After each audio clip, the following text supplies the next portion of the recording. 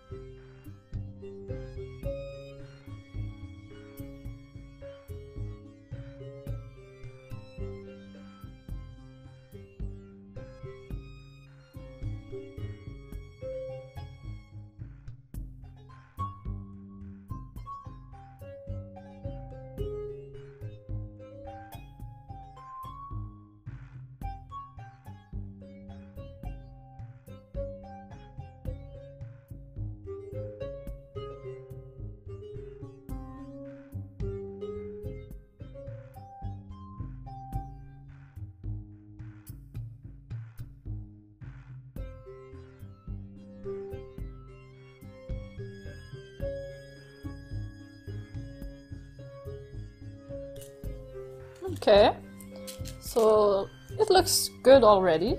Okay, I quite like it. So now what I'll do is dip here, and so I can get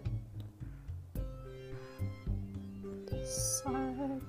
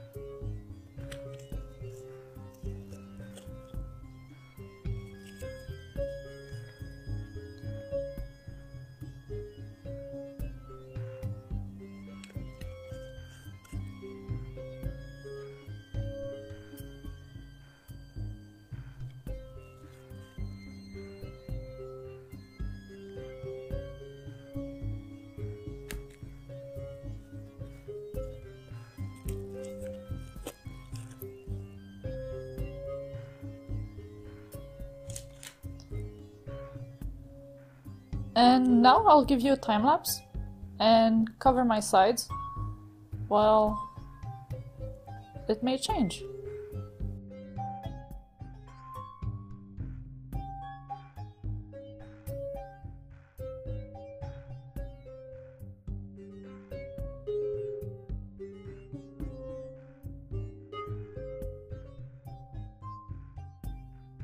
Alright, so I had more colors than I anticipated, less white than I anticipated in consequence, but I really like the result anyway.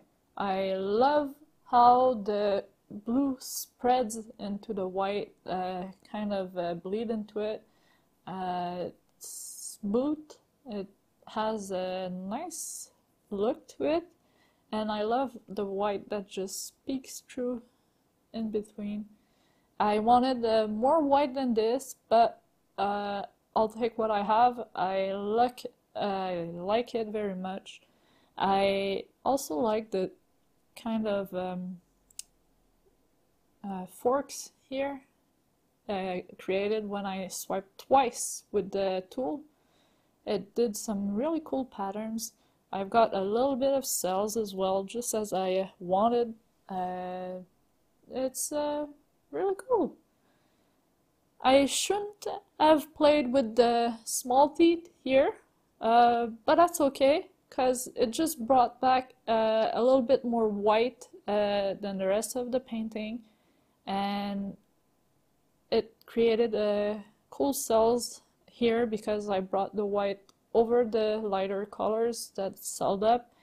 I see that it's mostly fluorescent blue there, I think, and fluorescent green as well as teal. The colors that I think are quite lighter in density. Other than that, I'm really happy. I love how there's just a little bit of green following all the lines. I think this is going to look quite amazing under a black light. I'm happy with it. I will have to try this again with more white, less colors, but this one is pretty cool. And we're back. And cat. I'm really happy with the result, and as I said, I can't wait to put it under a black light. There's fluorescent blue and green in there.